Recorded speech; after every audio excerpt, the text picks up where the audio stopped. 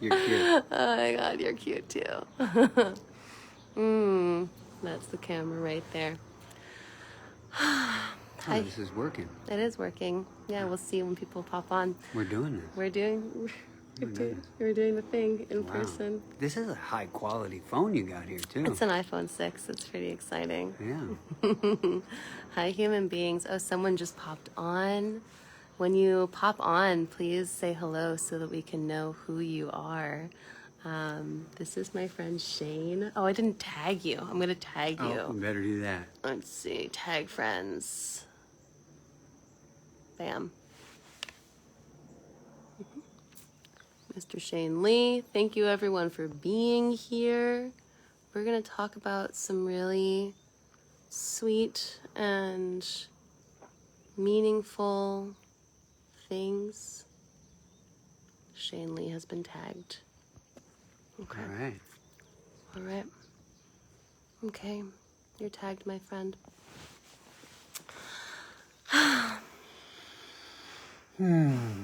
Hi, everyone. So Shane and I have done a fair amount of live videos together, just Over the years. Yeah, and like, what do you feel like is the thread that we usually talk about when we have our conversations together? It's generally about relationship dynamics or the dynamics inside varying styles or types, and each one of them. I mean, I've probably, I don't normally watch the podcasts or lives or whatever I'm in. Mm-hmm. But I watch ours over and over. Yeah, it's really fun to watch our energy. Yeah, one of the things that I've always loved, you know, and I imagine we're going to talk about a few things around just like, what does it really look like to show up in truth and authenticity in relationship, and to really reveal ourselves, which is, you know, a vulnerable thing, like allowing for other people to feel us and receive us and hold us, but also doing it from a place of where I'm taking ownership for my healing.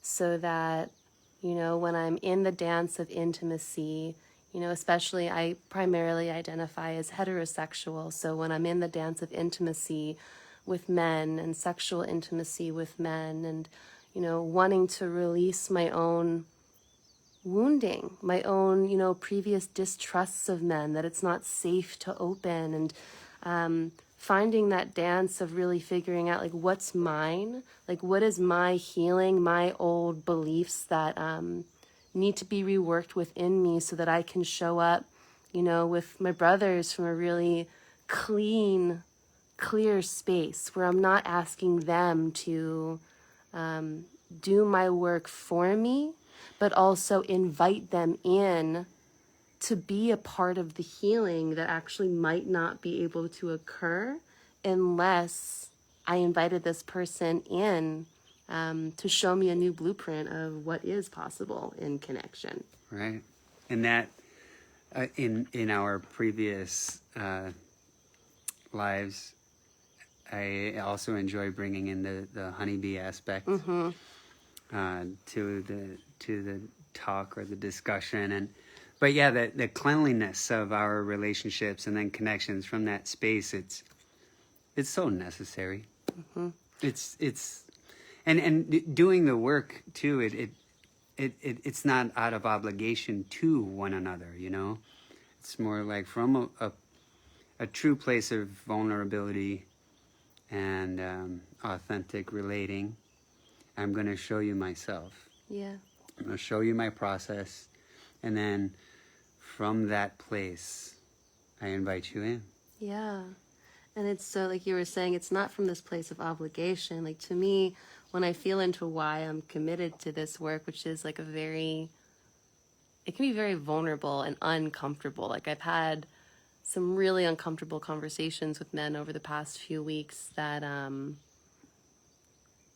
there's so much fear and terror of being rejected in these places, or judged or abandoned or found unattractive in these deeply vulnerable places, that it's like I've really had a lot of time to feel into like why it's worth it to do it. Wow, why is it worth it? It's a great question. So I'll tell you one of the reasons that it feels really worth it to me. Okay.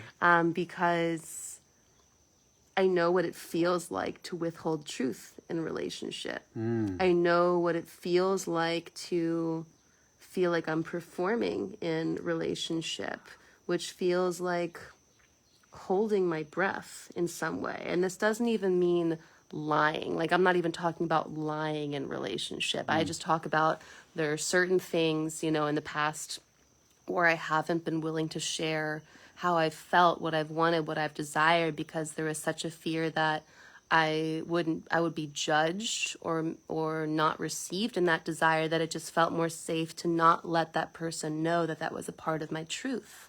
So to me, if we're looking at kind of like the tantric flow of energy, like the flow of energy between me and another person, and like that primary feedback loop of the flow of energy between myself and God, myself and source. My desire is for that channel, that cycle of energy, to be as clear as possible, because that's where the most love gets through. That's where the most pleasure gets through. That's where the most orgasm comes through, right? Where we're not holding, we're not clenching. And to me, it's worth it to have the uncomfortable conversations, because I want my channel to be open all the time to the best of my ability. And that's the interesting thing to me around navigating, like creating a container for a relationship, for example. And this is regardless of whether you're, in a monogamous relationship or you're creating multiple different containers with different intimate partners. And to me, that importance of how are we communicating in such a way where our systems feel safe, which to me feel connected enough to continue to open into like the highest and most pleasurable expression of the relationship. And to me, any place where I feel like I'm withholding truth, which is a balance, because sometimes we can, it's a dance, because sometimes we can kind of vomit on people with our truth. You're right. And just, we can use vulnerability as a way to hook people. So I'm going to pause, because there's a lot of different things. I'm curious what comes up for you as I share. Well, for some reason, I want to make everything personal, right? Like, how do I apply it to right now?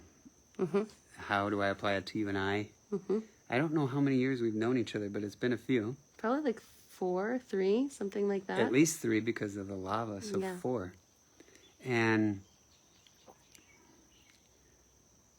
intimacy between you and I has always been there. And we've never actually physically made love. We haven't even kissed. Yeah, we haven't even kissed. Oh my God. Haven't even kissed. But I feel like I'm making love to you right now. Yeah. It's beautiful. It's so pleasurable. And I've never doubted our connection. Not even for a second. And that kind of cleanliness is what I wish I could share with everyone. And in our weaving and dancing and our imperfections and quest for perfection, when we fall short, sometimes we also make that the responsibility of others. But it's not. Do you want to say a little bit more, like, what does that look like when we fall short, making that the responsibility of others? Because like everything we're talking about like shows up as like it's showing up for everyone in some way. So what does that mean, making it the responsibility of others? Well, so this is somewhat triggering, maybe, but You don't have to share if you don't want to. Yeah, maybe we won't make this part very like direct or use examples, which as a man I tend to do to help explain things. I want to use examples, but we're just comparing apples to oranges because it's a story layered upon a story, and that's kind of what I want to touch on. So when we're engaging in the present moment, it's not that the story doesn't matter. It's we don't have to get lost in it. So if I make whatever I'm feeling the responsibility of you, now I'm dependent on you. and then I'm potentially giving away my power, and I'm also potentially not fully conscious and aware of what I'm doing because I'm in a story. Mm-hmm.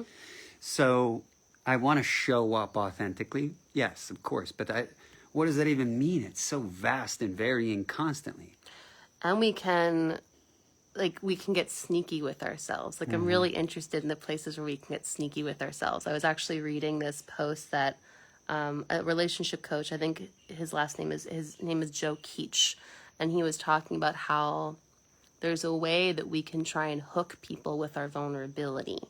That, for example, like you're opening into intimacy with someone, and this is something I was navigating with a recent intimate partner, that I had a very deep, sexual opening with this person very early on in our relationship, and really noticing, the way we choose to open ourselves erotically and sexually, and how, perhaps part of the reason that it's been so easeful for you and I to stay clean with each other is because we haven't necessarily opened those portals of more romantic touch and romantic connection. Because my belief is the more that you open into that, the more that it is easy for story and, projection to come in, because there's so much story and culture about what romantic relationship is supposed to look like. There's so much wounding in culture around sexuality. Like, for the woman's perspective, it's like, oh, if I open myself to a man sexually, that means that he has some of my power, that he's had something of me, and then it's more vulnerable. So, with this man, like, I was feeling these like really vulnerable feelings of like I've opened to him, and there is this insecurity that arose afterwards, and like feeling this desire for connection in a certain way. And I got to really navigate being in like my devotion, which is not comfortable. I don't claim to do it perfectly, but my devotion is that I want to heal my relationship with men.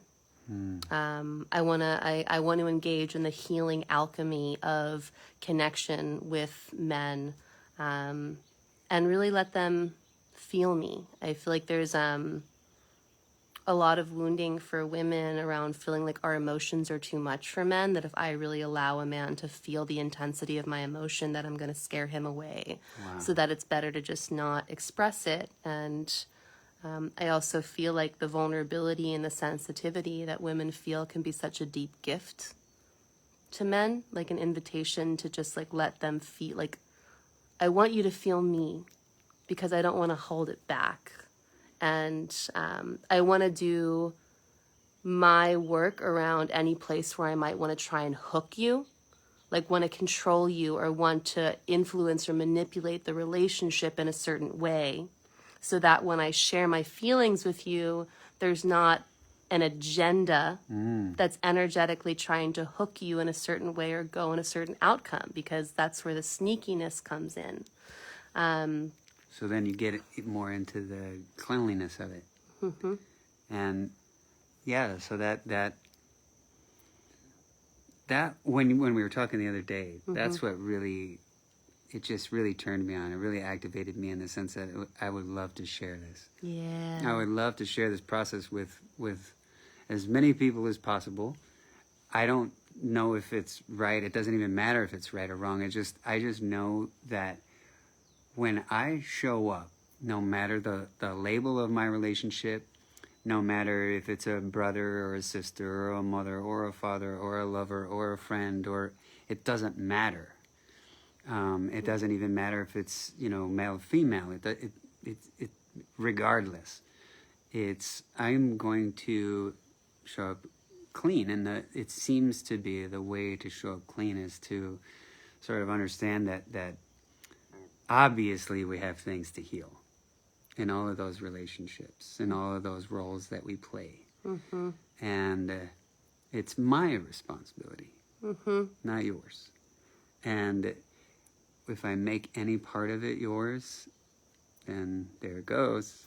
Well, but it's challenging. It's like, here's the interesting dance, though, because I believe that there's certain healing that can only be done through connection. Yeah. You know, there's like the independence and then there's the interdependence. Because let's say, for example, that, you know, my experience is wounding around, you know, having a lot of real experiences in my life of not having, you know, like key male figures show up in my life in a certain way. And to be able to have the experience of feeling received by a man who actually wants to be a part of holding me, in that, to me, it feels like it's part of what allows for a new blueprint to be created. But the dance is like, I look at it like the visually, like when I look at it, I'm going to move gently, but imagine like, let's say that there's this, I'm connecting intimately with this man and I'm opening up to him, and there are these old wounds that are coming up. Like, oh, I opened this sexual portal with a man and now there are like kind of some irrational fears of abandonment coming up. Like, he's showing up great. It's not actually something he's doing. It's a fear that I'm having. So I have this wound that's emerging, right? And it's like this little wound I can hold in my hand. And I want to be in relationship with this thing. It's something that I'm holding here.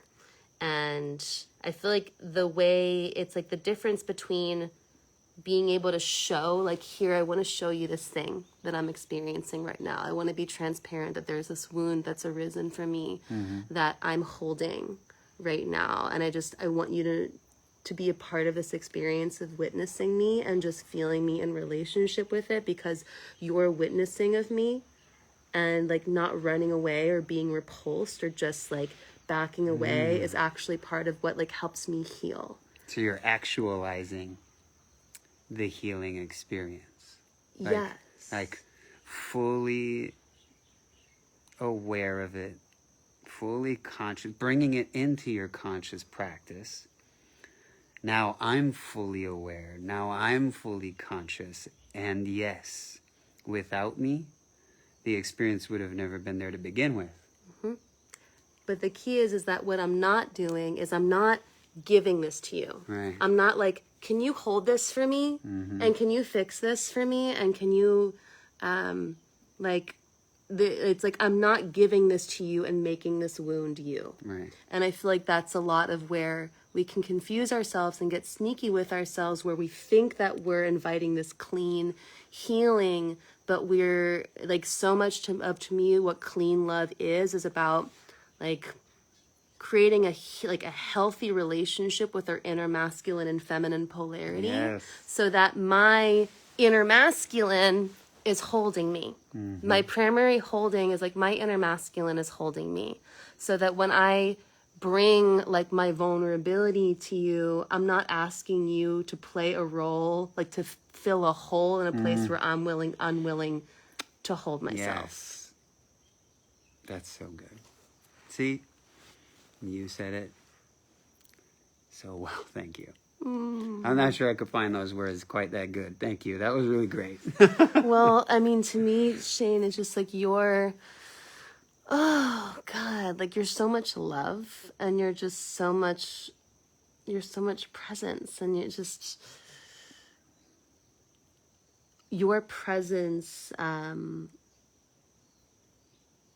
is so validating. And it's interesting to say the word validating, because I know that, you know, the primary, I need to be able to validate myself, and I do. And to have this added bonus of just having this gorgeous human being in my life who so affirms this thing that I feel within myself, it's just, I don't know, it's such a gift. Well, thank you. And it's healing. Well, that's a nice compliment. Yeah.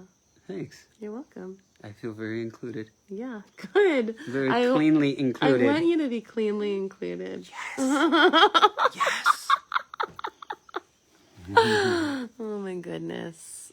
And your work with the bees is so beautiful. Thank you. You know, like the way you speak about the queen and like your relationship to the hive, which feels so feminine. Like I feel like the way I feel you in relationship to the hive and in service to the hive, and the way you attune yourself, because that's a very energetic vibrational thing, like the bzzz, like it's all sound and energy, and that's part of it. Feels so connected to like this conversation of intimacy. Yeah. Well, it is frequency and vibration. That's all it is, really, because the bees, it seemed like that was their sort of introduction into a new world. If not, I don't know how to describe that, but having the awareness that the electromagnetic field of energy is it doesn't begin with me or end with me, and it doesn't begin or end with you. It doesn't begin or end with the earth. Yet simultaneously, they're all experiencing one another. So you get into that, like, well, okay, then are we interdependent or are we codependent? Is everything dependent on the other?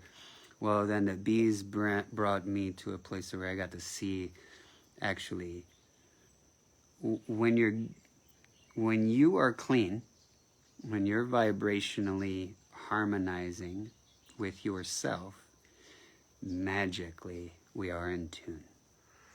It's just a bit of magic that I don't know. Like, you can look in the Fibonacci. I don't know. Their answers are everywhere. The reassurance is everywhere.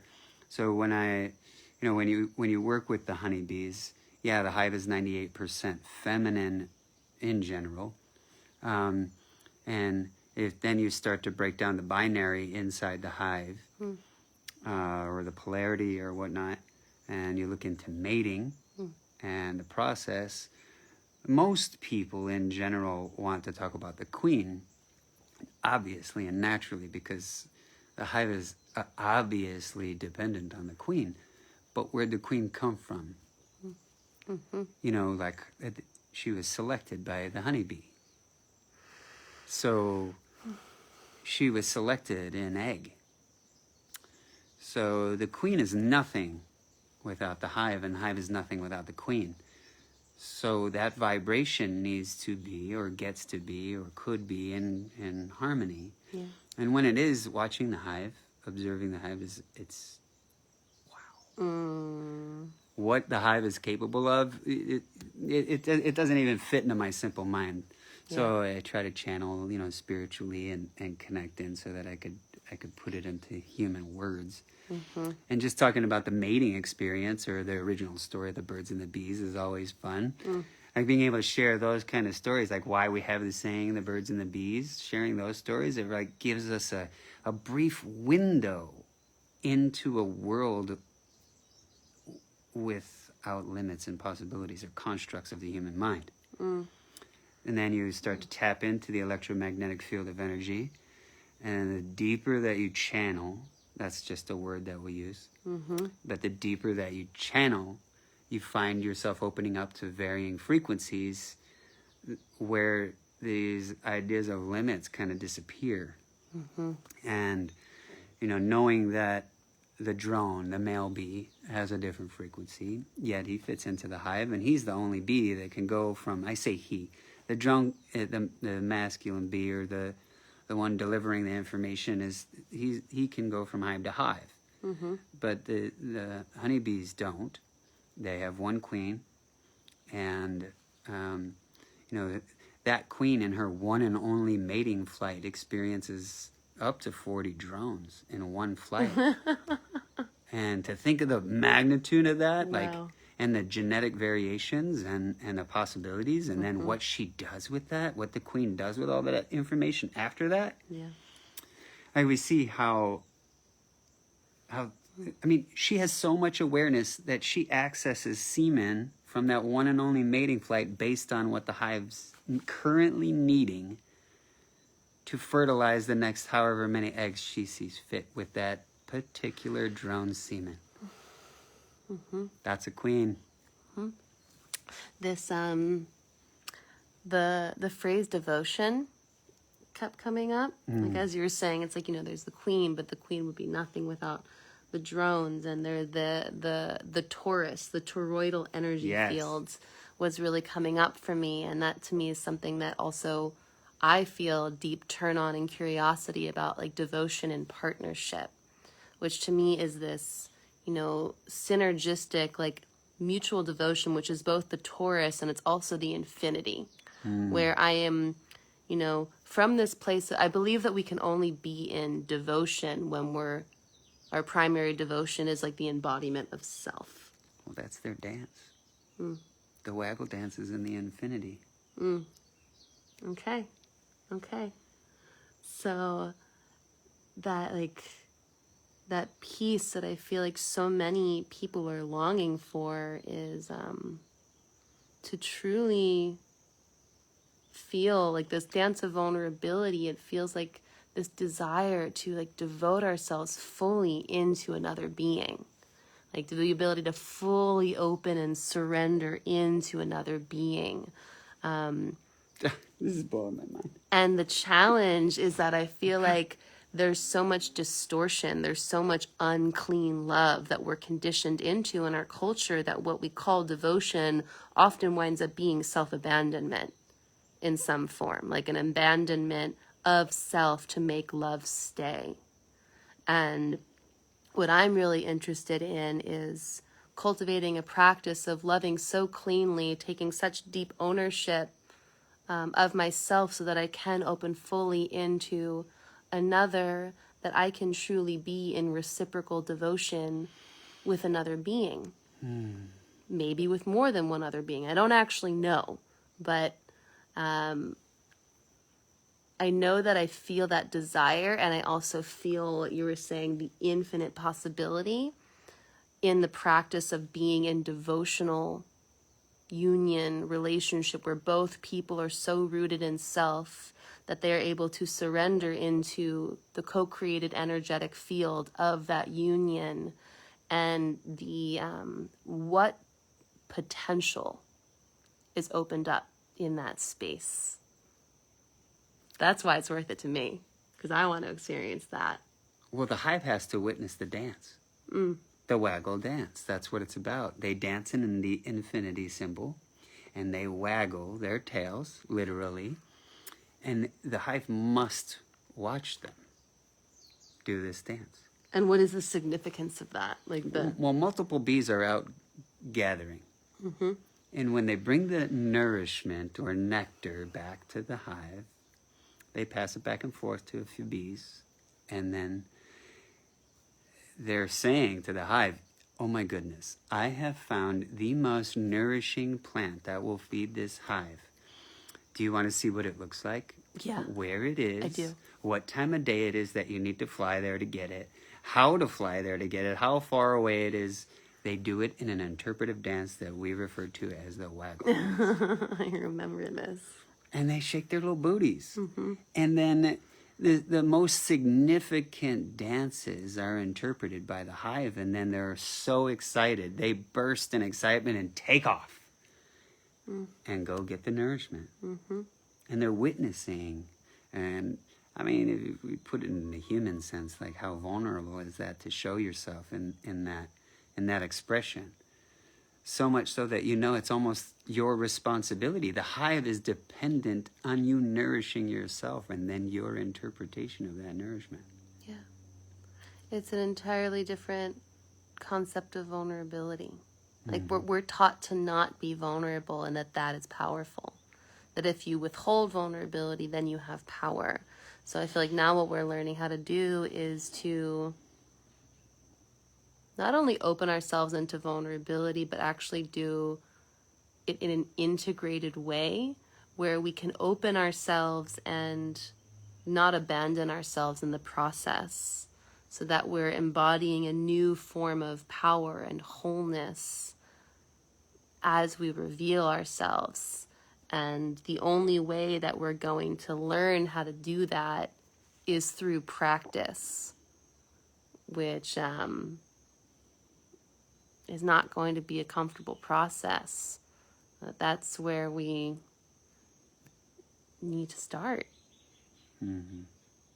Practicing. Yeah, and how to be clean out. Like, how do we be allies for each other? We are, right? Yeah. Like it I love the way that you describe that with your hands, and you put it into my hands. And yeah, I guess first off, I mean, it seems like almost like it's born into us to feel included, you know, with each other, for each other, by each other, because of each other. I don't know. I don't know how to describe that. To feel included it's almost a necessary experience. Oh, I like that comment. God, that I love you too are reunited on my feed. Hi, Cal. She's a wonderful human. Yeah, it's nice to be included, and I do know I need to do the work myself, you know. Yeah.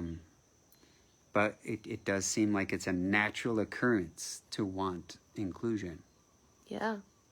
Well, and it makes me think of you were talking about like royalty, right? Like royalty, we can't be stagnant in the royalty, and it's the same thing of like the me holding me versus you helping to hold me. That it's, to me, it's this constant dance where we can't get lazy or stagnant in either. Mm-hmm. Because if I'm only holding myself, then I'm an island. Mm-hmm. If I'm only looking for other people to hold me, then I'm unstable. Wow. So it's like that's the dance, and it's so by feel. Mm-hmm. Yeah. Wow. Wow, I have to swallow that one for a second to imagine the possibilities. I mean, that's nice. That feels clean, you know, and that's all you can really hope for. Like, even like this idea that I would have to repair any relationships. That's the other thing too, is I'm not sure repair would be a necessary word then. Because if I'm healing or doing the work within myself first, or prior, I'm letting go of the obligation that or almost the blame that I may have put on someone else. You know, like prior.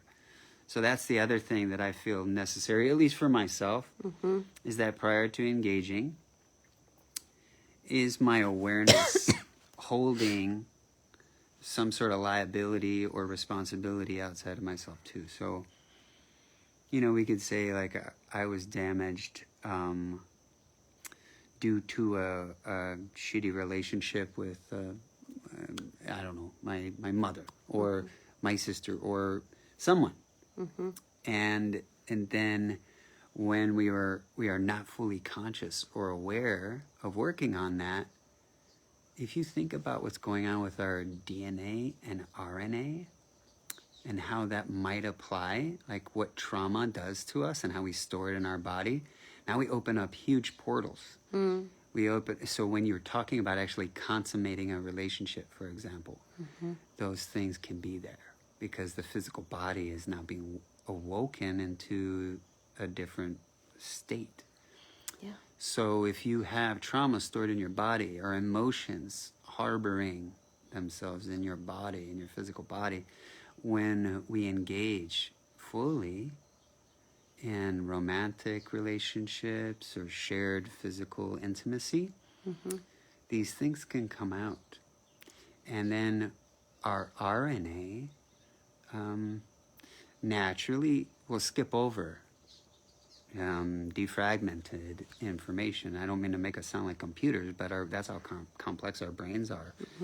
And our bodies. We are not our bodies, yet we get to be in these beautiful things, and when we treat them lovingly, respectfully, honoringly, all of those beautiful things, sharing, we're going to magically heal these beautiful things.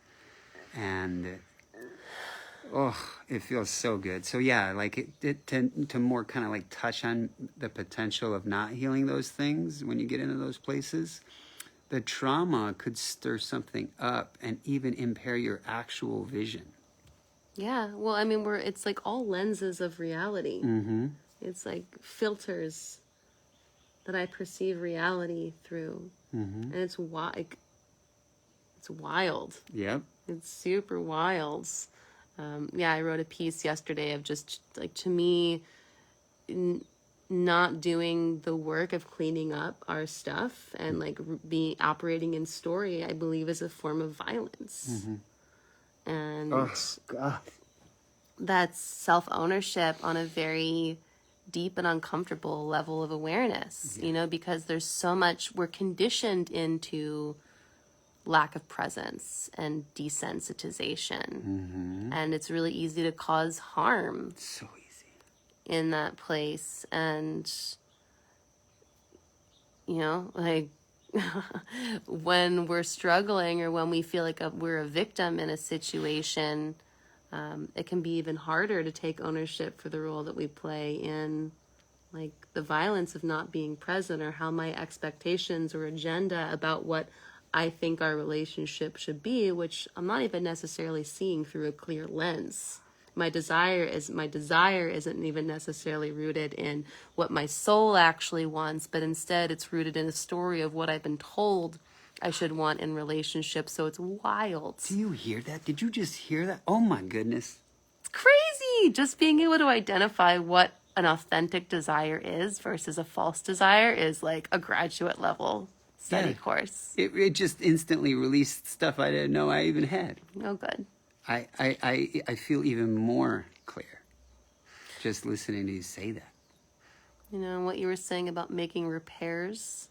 To me, I like the phrasing of restoring integrity. And just getting into a practice of just like, I want to restore integrity. Either we're a place where I was out of integrity with you, or or a place where I was out of integrity with myself. And to me, often that shows up as like, I realized that there was a boundary that I needed to set with you that I wasn't setting. Oh my God. And I apologize for that because I wasn't listening to myself, and I can see how my lack of listening to myself and really being really honest about what I needed and actually desired in this situation had me show up in a way that was disconnected with you. And I apologize for that. And I want to take ownership for that. Like, you're blowing my mind right now. Blowing my mind. To leave me speechless is funny. Thank you. You're welcome.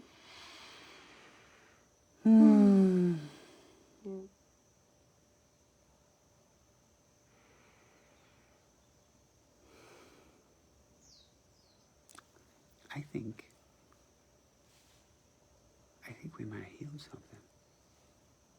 I don't know what, because we're all perfect anyway, but it feels real good. Yeah, integrated something, released something. Hi. Are there any other pieces that feel resonant for you that you want to bring in? I feel like we could probably keep going. And I could talk about this all day, but yeah, I think we hit a grand slam. So exiting stage left right now would be the grand experience. Thank you. Like we were talking about with the royalty.